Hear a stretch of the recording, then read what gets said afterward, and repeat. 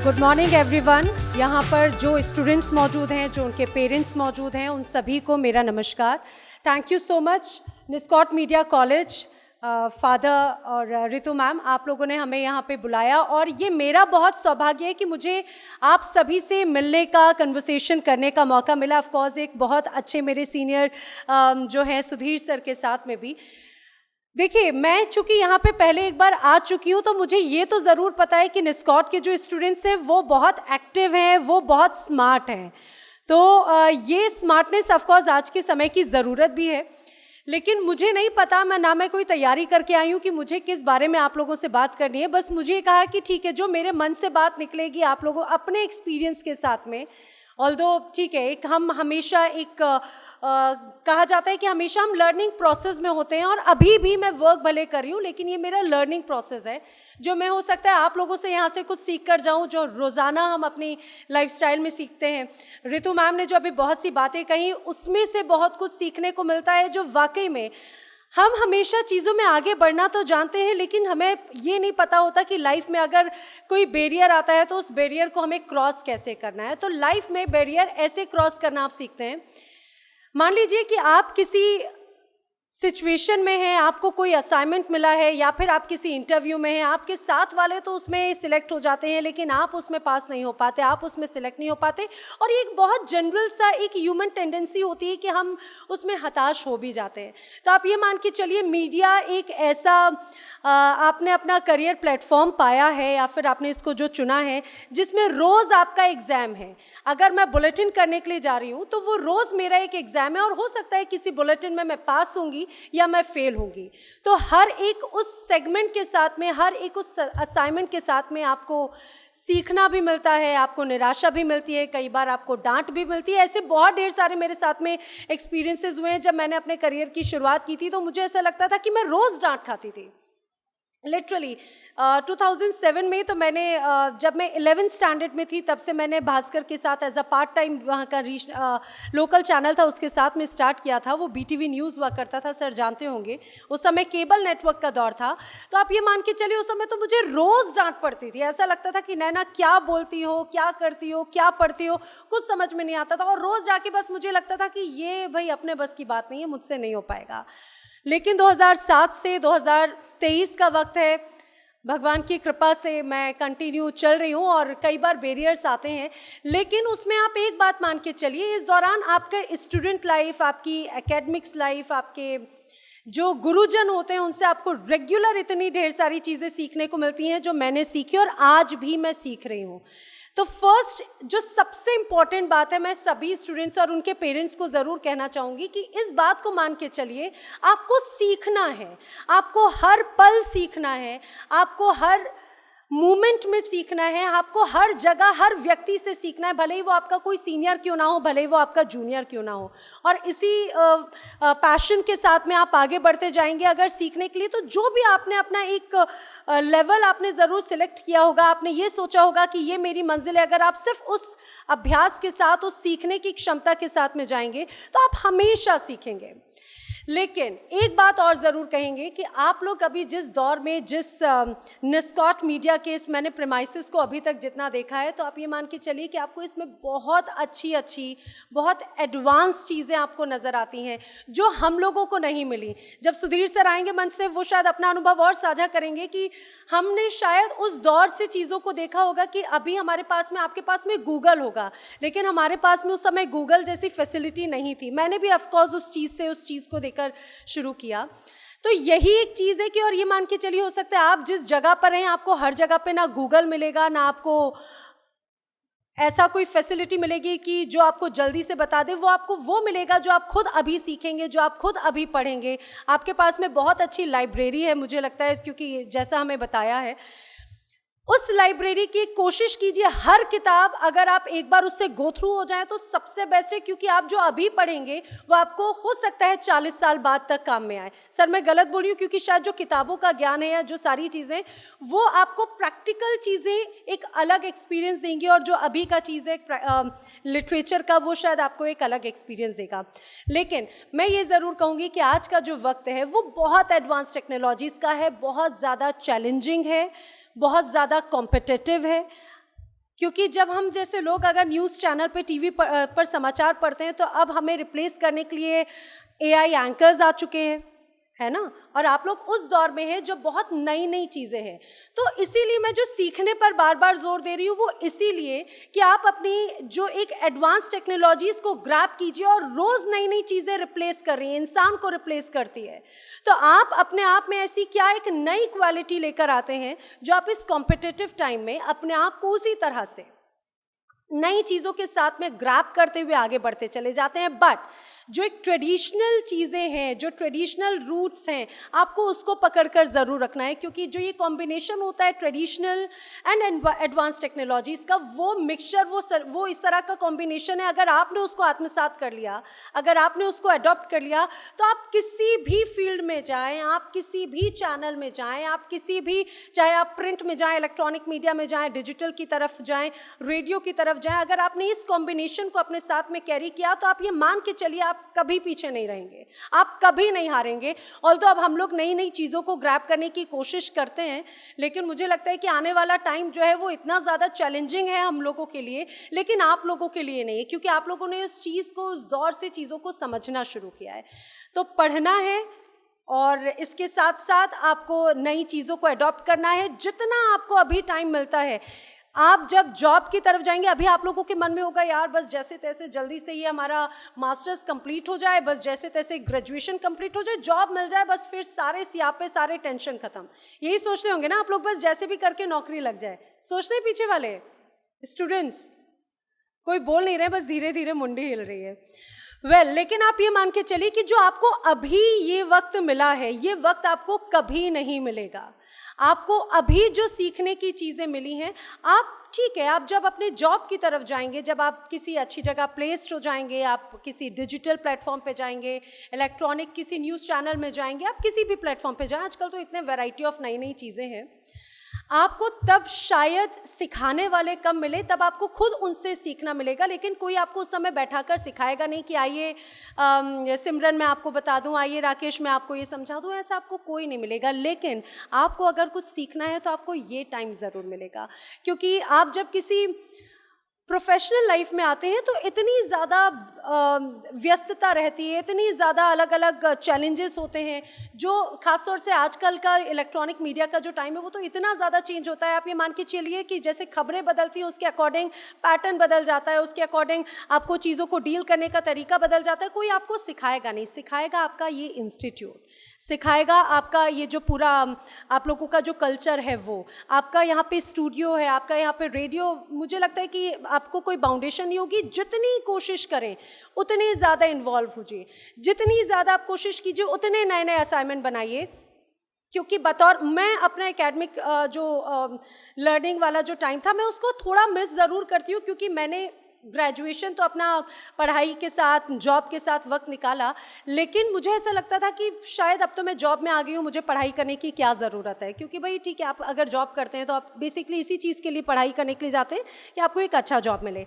लेकिन मुझे इस बात को बाद में ज़रूर बहुत फील हुआ कि जब मैंने मास्टर्स किया, मैं बहुत सी चीज़ें मिस कर रही थी, बहुत सी वो चीज़ें मिस कर रही थी कि जो चीज़ मुझे सिर्फ एक तरफ नज़र आती है, जो चीज़ मैं देख के खुश हूँ, लेकिन उसका जो बैकग्राउंड है वो शायद उस चीज़ से मैं अछूती रह जाती। मुझे नहीं पता होता कि एडवर्टीजमेंट्स कैसे बनाए जाते हैं, मुझे नहीं पता होता कि स्क्रिप्टिंग कैसे की जाती है, मुझे नहीं पता होता कि शायद कैमरा हैंडल करने का या वीडियो एडिटिंग का तरीका क्या होता है। क्यों? क्योंकि हमने तो बस एंकरिंग शुरू कर दी, हमें लगा कि भाई अब तो जॉब कर रहे हैं, अब हमें कुछ नया सीखने की ज़रूरत नहीं, हम काम कर रहे हैं और यही चीज़ चलते रहेंगे। वहीं पे हो जाते हैं हम गलत। लेकिन जब आप अगर स्टूडेंट लाइफ में आते हैं, आपको ये पता चलता है कि आपको एडवर्टीजमेंट्स कैसे तैयार करने हैं, आपको ये पता चलता है कि आपको अगर एक कैनवास दिया है तो आपको ब्लैंक कैनवास पे आपको क्या चीज़ें उकेरनी है। आपका विजन सिर्फ इंस्टीट्यूट और आपकी एकेडमिक लाइफ और आपके टीचर्स के थ्रू ही क्रिएट होता है। वो लॉन्ग विजन जब आप अपना देखना शुरू करेंगे तो वहाँ से आपका खुद आप देखेंगे कि आपका जो एक व्यक्तित्व है उसमें एक अलग निखार आता है। आप स्क्रिप्टिंग कीजिए, आप जितना लिखिए, जिस भी क्षेत्र में आपको मज़ा आता है, जिस चीज़ को पढ़ने में आपको मज़ा आता है, आप वो लिखना शुरू कीजिए। और आप ये देखेंगे कि एक के बाद एक जब आप अगर 10 दिनों की अपनी कुछ लेखन क्रिया को अगर देखेंगे, स्क्रिप्ट राइटिंग को, पाएंगे कि फर्स्ट से लेकर 10th डे जो आपका डे, उसमें कितना डिफरेंस है। लेकिन बार बार मेरा इस बात पे जोर है कि आप इस बात को समझिए कि आप पढ़ें, आप लिखें, और अगर आपको आगे जाकर सबको एक ये लगता है कि भाई मुझे बस एंकर बनना है, मुझे बस रिपोर्टिंग करना है, मुझे लगता है आप में से भी कई लोग होंगे जिनका मीडिया में आने का सिर्फ एक मोटो रहता है कि भाई उनको रिपोर्टिंग या एंकरिंग करना है। आप में से भी कई लोग होंगे, एंकर कौन कौन बनना चाहता है, या रिपोर्टिंग? एंकर, एंकर, रिपोर्टिंग, बस। और स्क्रिप्ट राइटिंग में कौन जाना चाहता है? एंकरिंग। स्क्रिप्ट राइटिंग में कौन कौन जाना चाहता है? Okay, video editing? Oh nice, very nice. अच्छा, तो ये अच्छा लगा। अदरवाइज मैम ज़्यादातर हम लोग जहाँ पर जाते हैं सबको लगता है हमको एंकरिंग करनी है, हमको रिपोर्टिंग करनी है। ये बहुत अच्छी बात है कि आप लोग अभी से ही बहुत अपनी चीज़ों को लेकर क्लियर हैं। लिटरली मुझे तो बिल्कुल क्लियर नहीं था कि मुझे क्या करना है, और ये होता है। लेकिन आपको इतने अच्छे फैकल्टीज़ मिले हैं, आप लोग इस चीज़ को कैरी करके चलिए। लेकिन अगर आपका वीडियो एडिटिंग में इंटरेस्ट है, ये मत सोचिए कि आपको सिर्फ उसके बारे में पढ़ना है। कहा जाता है हमेशा, मीडिया में एक बात हमेशा कही हम सुनते रहते थे, भले आप मास्टर किसी में नहीं हो, लेकिन आपको जैक ऑफ ऑल ज़रूर होना चाहिए। भले आपको ये पता हो कि भाई मैं इस चीज़ में मास्टर हूँ, इस चीज़ में मास्टर हूँ, इस चीज़ में, लेकिन आपको सारी चीज़ें आना चाहिए। क्योंकि हो सकता है जब आप अगर किसी चैनल की तरफ जाएं, आपको वीडियो एडिटिंग के साथ साथ आपको टेक्निकल टीम हो सकता है, आपको टर्म्स समझ में आते होंगे, टिकर पे बैठाने के लिए कहा जाए, आपको वीडियो एडिटिंग, वॉइस ओवर्स, ये सारी चीज़ें करने को कही जाए। फिल्म मेकिंग अपने आप में एक बहुत बड़ा एक अलग वो चीज़ है, एक अलग तरह का सेक्टर है। Excuse me. अगर आप अभी से इन चीज़ों की तरफ अपने आप को फोकस रखते हैं, लेकिन सीखते सब कुछ हैं, तो आप ये मान के चलिए आपके सामने खुला आसमान है, और उस खुले आसमान में बस आप लोग परिंदों की तरह उड़ान भरने वाले हैं। और आने वाले वक्त में मैं बस यही एक उम्मीद रखूंगी कि आप और हम लोग किसी जगह पे, किसी ऑर्गेनाइजेशन में साथ में मिलकर काम करें। हम यहाँ से प्लेसमेंट्स भी लेकर जाएं, आप लोग हमारे साथ में को एंकर हो, या आप में से कोई हमारे साथ में वीडियो जर्नलिस्ट हो, आप में से कोई हमारे साथ में वीडियो एडिटिंग के तौर पर हो।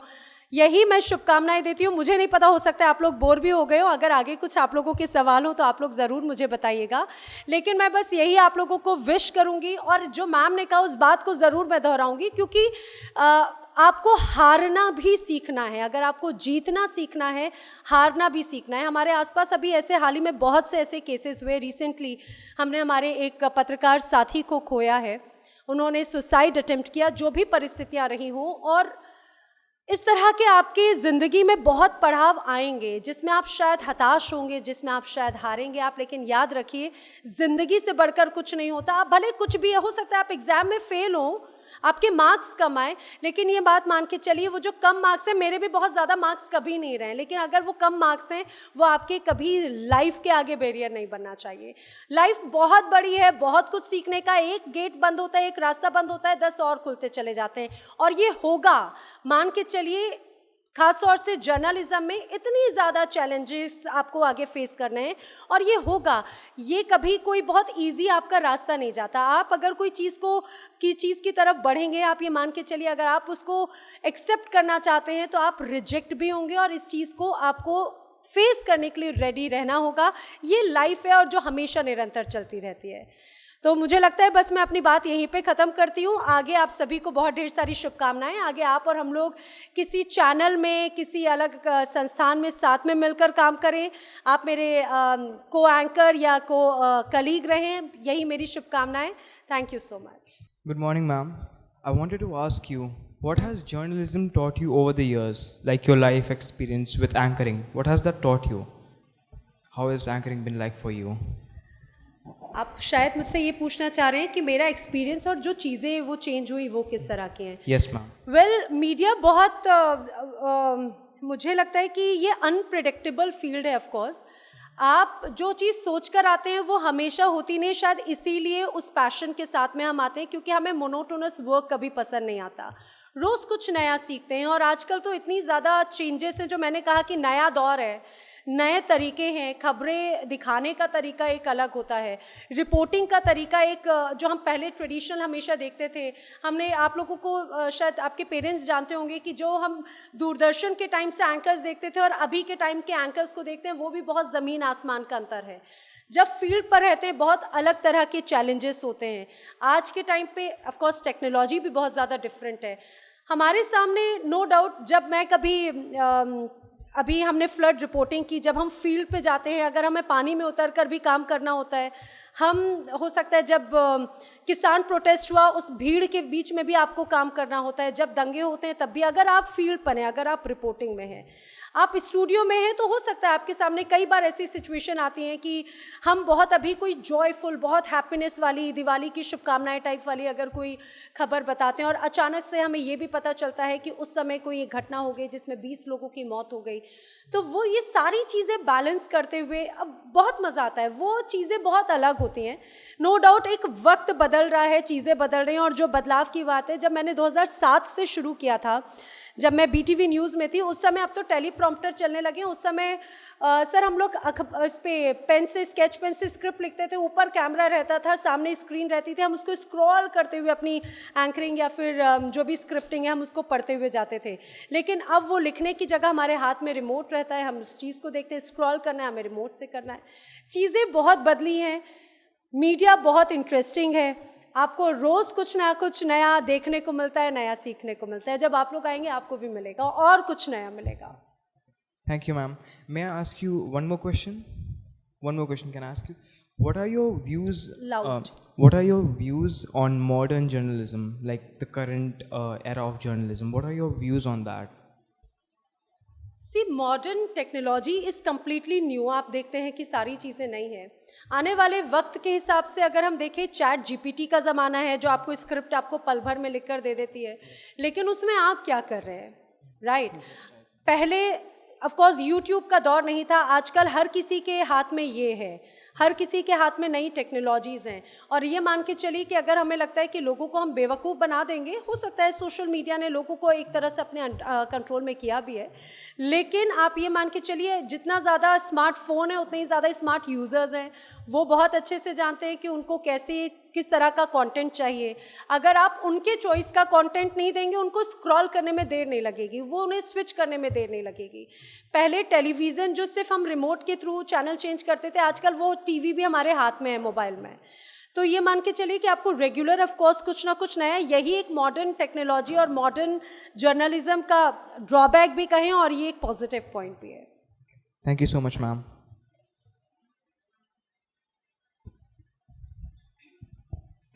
Ma'am, good morning. My name is Ekta. As you said, learning is very important. So I want to ask, like, what we need to be an ideal journalist for the country? Ideal journalist for the country, oh ये big question है sir. Ideal journalist for the country, देखिए मुझे लगता है कि ideal अपने आप में होना एक बड़ी बात है कि आप अपने आप को किस तरह से खुद देखते हैं। सबकी अलग अलग विचारधारा होती है, सबकी अलग अलग आइडियोलॉजी होती है, आप किस की तरफ जाते हैं इट्स कम्प्लीटली डिफरेंट। लेकिन हमेशा जर्नलिज्म में हमें ये ज़रूर दिखाया जाता है कि ये सिखाया जाता है कि जर्नलिज्म जो है वो समाज का आईना है, जो चीज़ें हैं वो आप लोगों के सामने रखते हैं। और मुझे लगता है कि एक आइडियल जर्नलिस्ट भी वही है कि जो अपनी बात को, जो हो रहा है, उसे लोगों के सामने सही रूप में रखे, क्योंकि जब विचारधारा उसमें ऐड हो जाती है तो आप उसमें एक तरह से विचारधारा ऐड करके बताते हैं। बस यही है कि अगर आप समाज के आईना हैं तो आप समाज को आईना भी दिखाते चले, और जो चीज़ है उसे यथावत रखने की हिम्मत रखें। Thank you, ma'am.